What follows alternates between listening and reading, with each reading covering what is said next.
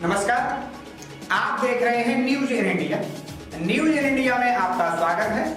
आइए नजर डालते हैं आज की कुछ खास खबरों पर। बाराबंकी जिले में सूफी संत हाजी बारिश अली शाह की मजार पर होली में जमकर रंग खेला जाता है।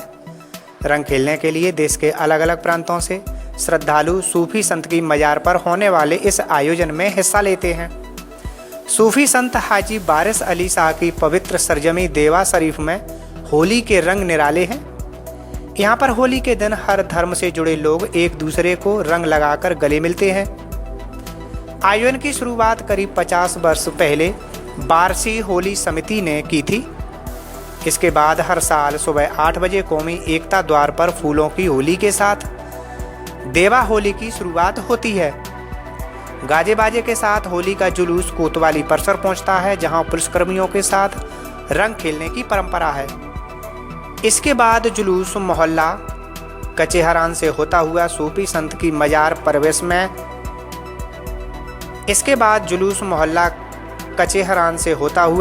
सूफी संत की मजार परिसर में प्रवेश करता है।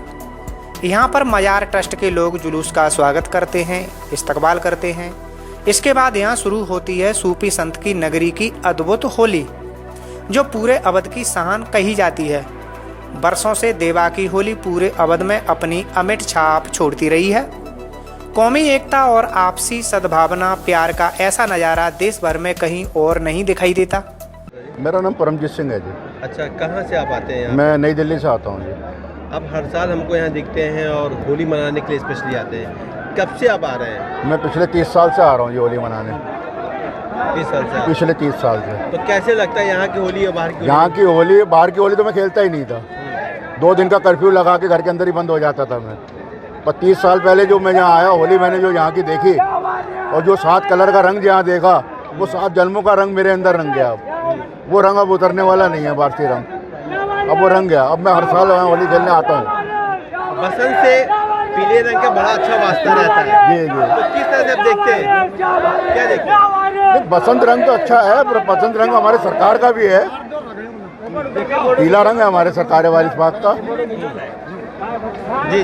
तो उस पीले रंग को तो हम अहमियत देते हैं और मानते हैं। पवित्र रंग है हमारे लिए पीला रंग, और पीले रंग का गुलाल हम लाते हैं और पीले रंग की गुजिया लेके आते हैं बांटने के लिए दिल्ली से। हिंदुस्तान में जिस तरह से माहौल बनाया जा रहा है, हिंदू मुसलमान को अलग किया जा रहा है, सिख हिंदू से अलग किया जा रहा है, तो किस तरह से आप देखते हैं? इसीलिए तो मैं आता हूँ यहाँ। मैं इसीलिए आता हूँ, यही दिखाने आता हूँ। एक इकलौती दरगाह है पूरे विश्व में, यहाँ हिंदुओं के सारे त्योहार मनाए जाते हैं। और होली तो ऐसी मनाई जाती है कि होली देखने लायक होती है। जो एक बार यहाँ होली करने आ गया, वो ज़िंदगी में भूलता नहीं है होली यहाँ की। वो हमेशा होली खेलने आता है। हिंदू मुस्लिम सिख ईसाई एकता का निशान है यहाँ पे। सारे धर्म के लोग होली मनाने आते हैं। देश में बढ़ रहा कोरोना का संकट हर किसी की चिंता बढ़ा रहा है। सबसे ज्यादा खतरा महाराष्ट्र में देखने को मिल रहा है, क्योंकि यहां आ रहे नए कोरोना के मामलों की रफ्तार बेकाबू हो गई है। अब राज्य में सख्ती भी बढ़ गई है, लेकिन संपूर्ण लॉकडाउन की संभावनाएं ज्यादा बढ़ रही है। बीते दिनों मुख्यमंत्री उद्धव ठाकरे ने इसके संकेत दिए थे, लेकिन अब पूर्ण लॉकडाउन के खिलाफ आवाज भी उठ रही है। महाराष्ट्र सरकार में मंत्री और एनसीपी नेता नवाब मलिक ने कहा कि लॉकडाउन को टाला भी जा सकता है। सिर्फ सरकार में शामिल एनसीपी ही नहीं, बल्कि विपक्षी पार्टी बीजेपी भी संपूर्ण लॉकडाउन का विरोध कर रही है। महाराष्ट्र बीजेपी के प्रमुख चंद्रकांत पाटिल ने कहा कि कोरोना संकट को रोकने के लिए अब लॉकडाउन कोई उपाय नहीं है। उन्होंने कहा सिर्फ बीजेपी नहीं, हर आम आदमी और व्यापारी ऐसे किसी फैसले का विरोध करेगा। आपको बता दें कि महाराष्ट्र में 31,643 नए मामले सामने आए हैं, जिसके बाद कुल केसों की संख्या 27,45,518 पहुंच गई। वहीं राज्य में एक्टिव केस की बात करें तो यहाँ 3,37,928 एक्टिव केस है, और ये आंकड़े लगातार बढ़ते ही जा रहे हैं, जिसने लोगों की परेशानियों को बढ़ा दिया है। सरकार लगातार प्रयास कर रही है कि लोग अनावश्यक घर से ना निकले। कार्यालय में भी 50% की हाजिरी कर दी गई है। अभी देखते हैं 2-3 दिन तक क्या होगा, लेकिन लॉकडाउन लगाना ये न जनता के हित में है न सरकार के हित में है। बेहतर ये होगा कि लोग सरकार के नियमों का पालन करें। पश्चिम बंगाल में दूसरे चरण के प्रचार का आखिरी दिन है। इस चरण में सबसे बड़ी जंग नंदीग्राम में लड़ी जा रही है, जहां मुकाबला सीएम ममता बनर्जी और बीजेपी प्रत्याशी शुभेंदु अधिकारी के बीच है। आज नंदीग्राम में सीएम ममता बनर्जी पद यात्रा कर रही हैं, तो वहीं शुभेंदु अधिकारी के समर्थन में केंद्रीय गृह मंत्री अमित शाह का रोड शो है। आज सबसे पहले CM Mamata Banerjee wheel chair पर सवार होकर पद यात्रा की अगुवाई करती दिखी। उन्होंने शुभेंदु अधिकारी को निशाने पर लेते हुए कहा कि ये मेरी गलती थी। मैंने कभी नहीं सोचा था कि जिस व्यक्ति को मैंने परिवहन, सिंचाई, पर्यावरण मंत्रालय दिया, जिसके पिता को दीघा में विकास बोर्ड का अध्यक्ष बनाया, जिसके भाई को कोताई का नगर पालिका अध्यक्ष बनाया, वो मुझे ही धोखा देगा। इस सब में उन्होंने इतना पैसा कमाया कि बीजेपी ने उन्हें अपनी पार्टी में शामिल होने या कार्रवाई का सामना करने के लिए कहा। चुनाव के बाद तो वे ना घर के रहेंगे और ना ही घाट के। सीएम ममता बनर्जी के बाद केंद्रीय गृह मंत्री अमित शाह भी नंदीग्राम के रण में उतर गए। शुभेंदु अधिकारी के पक्ष में अमित शाह रोड शो कर रहे हैं। यहाँ अमित शाह ने शुभेंदु के साथ लोगों का अभिवादन स्वीकार किया। आपको बता दें कि नंदीग्राम में 1 अप्रैल को वोट डाले जाने हैं। चुनाव से पहले ही शुभेंदु अधिकारी ने ऐलान किया था कि वो ममता बनर्जी को 50,000 अधिक वोटों से हराएंगे।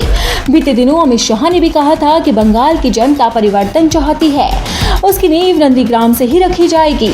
अब नेता तो जीत के हुंकार भर रहे हैं, लेकिन देखना होगा कि जनता किसके पक्ष में वोट करती है। उत्तर प्रदेश के आजमगढ़ में प्रधानी के चुनाव की रंजिश ने एक व्यक्ति की जान ले ली। ये घटना बरदह थाना क्षेत्र की है। मृतक प्रधानी का चुनाव लड़ने के लिए 1 सप्ताह पहले ही अहमदाबाद से घर लौटा था। असाउर सोनेरा गांव निवासी 42 वर्षीय अनिल यादव गांव की प्रधानी के चुनाव के चलते 1 सप्ताह पूर्व गांव लौटा था। गांव पहुंचते ही प्रधानी के चुनाव में अपनी ताल ठोंकना शुरू कर दिया। होली के दिन गांव में चुनावी रंजिश को लेकर कुछ विवाद हो गया। इस पर अनिल दूसरे पक्ष से पूछताछ के लिए रात 9 बजे घर से निकला। इसी दौरान विपक्षियों ने उस पर हमला बोल दिया और लाठी डंडे से पीट कर अधमरा कर दिया।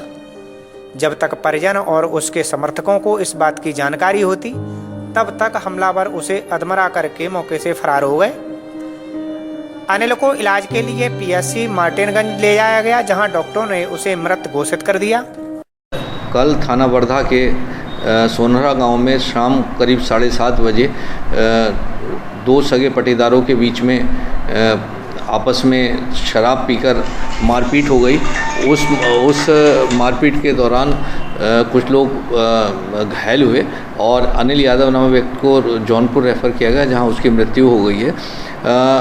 ऐसा प्रतीत होता है कि क्योंकि कोई खुली चोट मृतक के नहीं थे, ऐसा प्रतीत होता है कि डंडे या लाठी की कोई चोट सिर में गहरी लग गई, अंदर लग गई और गुम चोट लगी और जिससे उनकी मृत्यु हो गई है।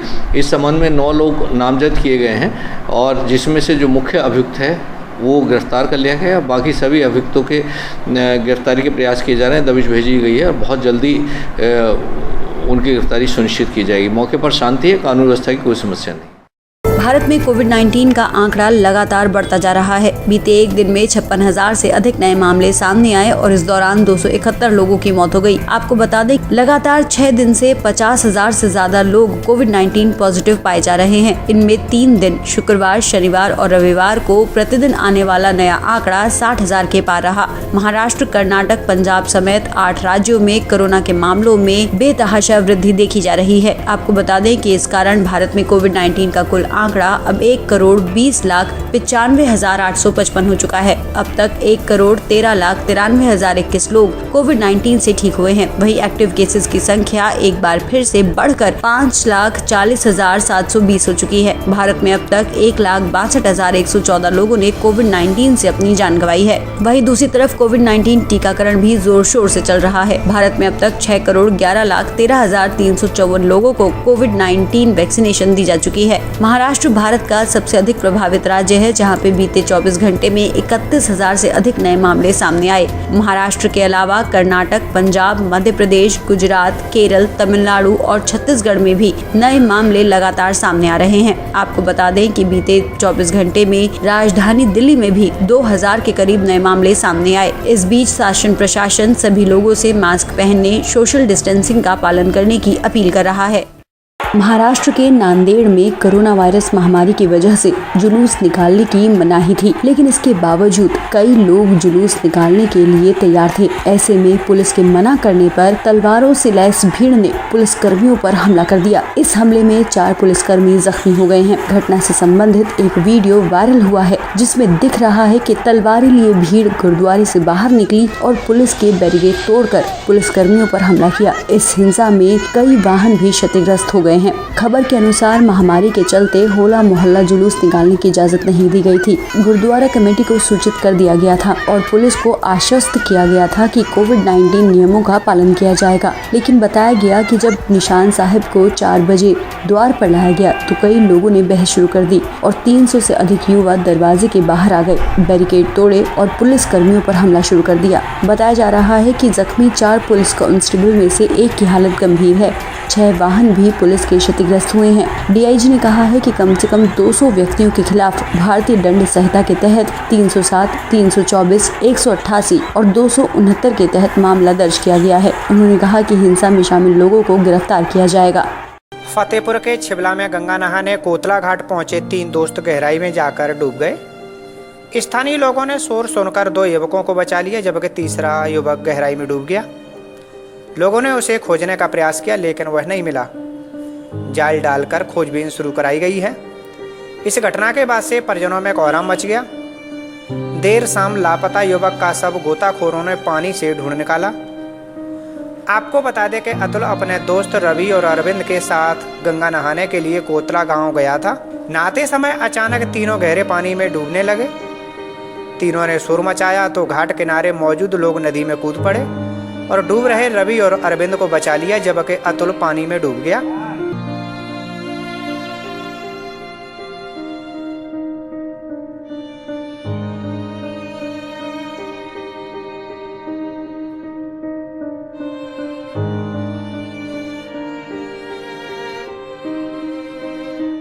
यूपी के इटावा जिले में जसवंत नगर के गांव नगला निवासी अमलेश का 21 वर्षीय पुत्र मयंक और उनका नौकर मुकेश रात के समय एक कमरे में सो रहे थे। उसी समय अज्ञात बदमाशों ने मयंक की कुल्हाड़ी से काटकर निर्मम हत्या कर दी, जबकि नौकर मुकेश को फांसी पर लटका दिया। घटना की जानकारी मिलते ही जसवंत नगर थाने की पुलिस मौके पर पहुंची और मामले की जांच में जुट गई। इस घटना से क्षेत्र में हड़कंप मच गया है। परिवार में इस घटना से होली का रंग बदरंग हो गया। खुशियों का त्योहार मातम में बदल गया।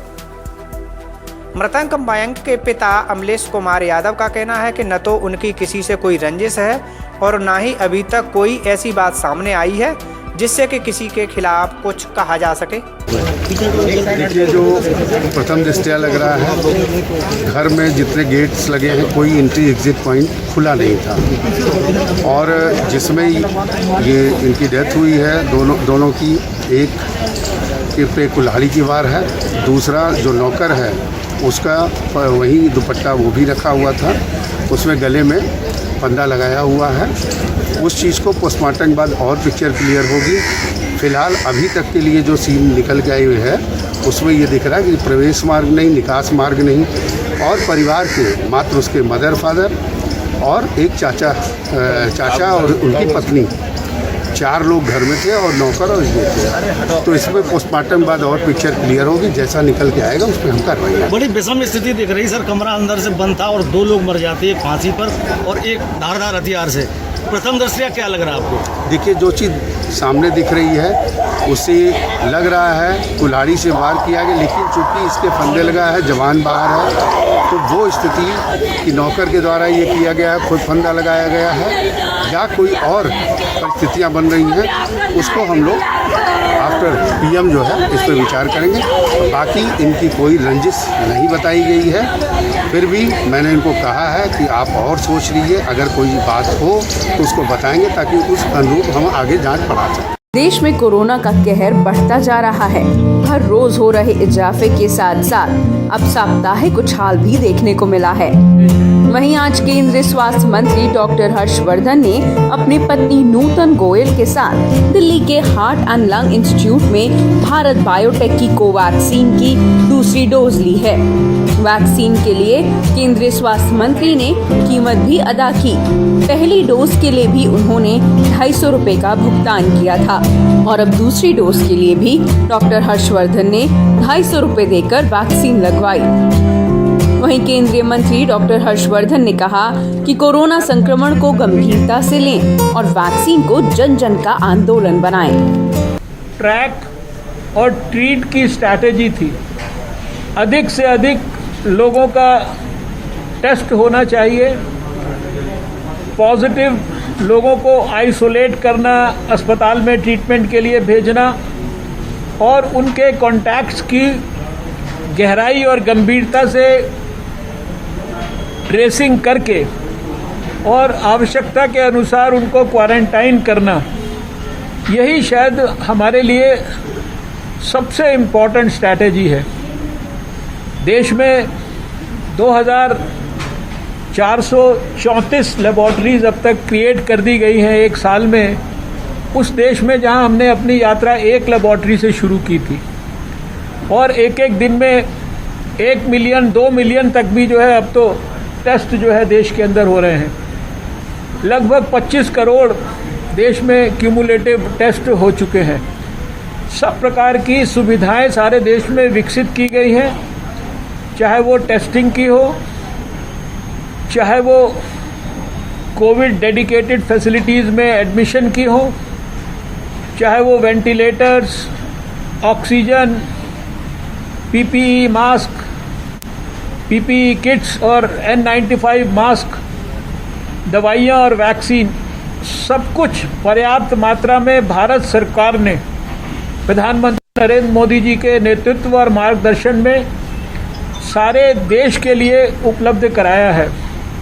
सारे स्टेट्स को 17 जनवरी 2020 से हम लगातार सब प्रकार की गाइडलाइंस दे रहे हैं।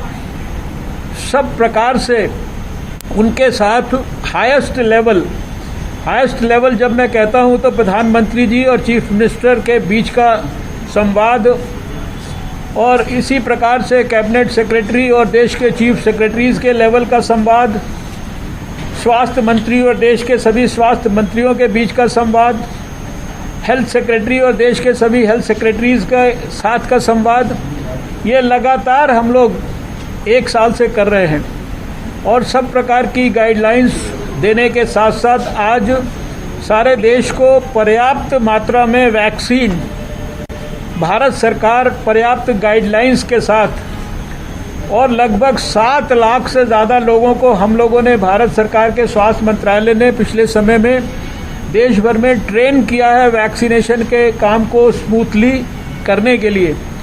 और आप देख रहे हैं कि कोविन प्लेटफॉर्म के ऊपर कितने सीमलेस तरीके से, यानी बिना किसी प्रकार के हिचीज और बिना किसी प्रकार की रुकावट के 50,000 केंद्रों पर रोज़ लाखों लोगों को वैक्सीनेशन मिल रहा है और उसका रियल टाइम डाटा, सारे देश भर का डाटा हमारे पास हमारे प्लेटफॉर्म पर आता है सेंटर के अंदर, जिसको हम लोग हर समय लगातार हर मिनट हर घंटे उसको रिव्यू करते हैं।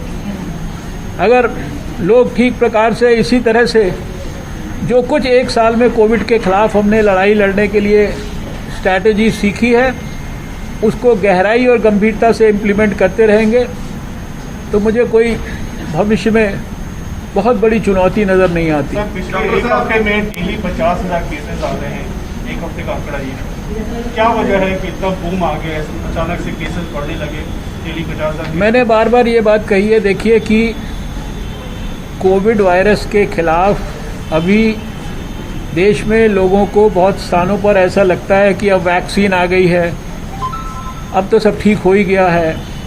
हमारा फैटेलिटी रेट दुनिया में सबसे कम है 1.34%। 94 से लेकर आपने देखा हमारा 96-97 के बीच में रिकवरी रेट बराबर वेरी कर रहा है। तो लोगों को लगता है कि अब कोई ज़्यादा गंभीरता से इसको लेने की ज़रूरत नहीं है, सब लोग ठीक हो जाते हैं। 1 करोड़ और 21 लाख केसेस में से 1 करोड़ 15 लाख के करीब केसेस तो ठीक होकर घर चले गए हैं और लोगों को लग रहा है वैक्सीनेशन शुरू हो गया है।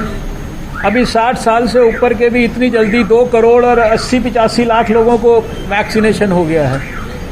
45 साल से ऊपर वालों का भी वैक्सीनेशन शुरू हो रहा है। देश के हेल्थ वर्कर्स को, फ्रंटलाइन वर्कर्स को वैक्सीनेशन मेजॉरिटी को हो गया है।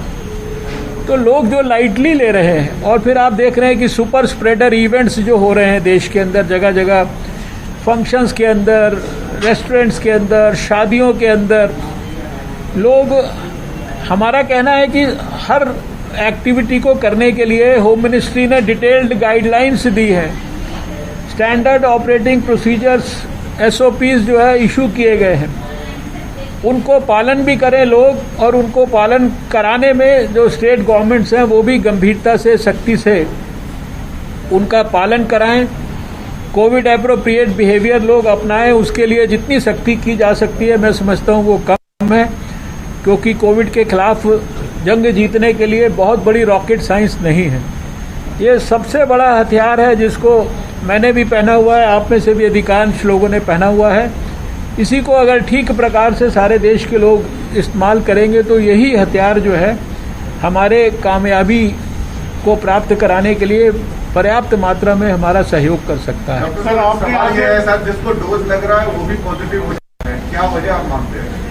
देखिए, ये बहुत ही, पहली बात तो ये बहुत रेयर जैसी पोजीशन होती है कि वैक्सीन लगने के बाद भी हो गया, लेकिन अगर हो भी जाता है तो कोई बहुत चिंता का विषय नहीं है।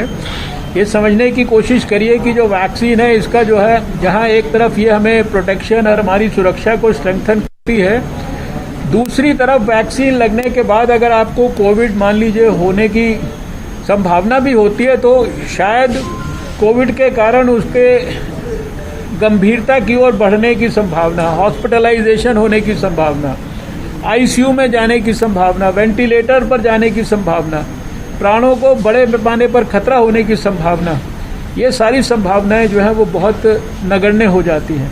सर, आपने आज दूसरी डोज ले ली है, PM मोदी कब तक लगे दूसरी डोज? देखिए, इसके बारे में तो मेरे लिए बता पाना मुश्किल है।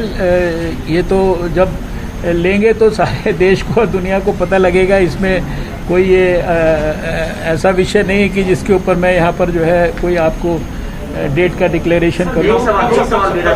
क्लिनिकल मैनेजमेंट को लेकर आप लोग क्या इंश्योर करने की कोशिश करें, क्योंकि केसेस उस तरीके से नहीं, देखिए सारी परिस्थितियों में अब ट्रीटमेंट का तरीका, कोविड को हैंडल करने का तरीका ये स्थापित हो चुका है और भारत ने दुनिया भर में सबसे बेहतरीन परफॉर्मेंस उस ट्रीटमेंट को, प्रोसेस को, मोडालिटीज़ को अडॉप्ट करके ही अपनाया है, जिसमें कि हम जो बार बार बोलते हैं टेस्ट करना, ट्रैक करना और ट्रीट करना, और ये सारे काम अर्ली करना।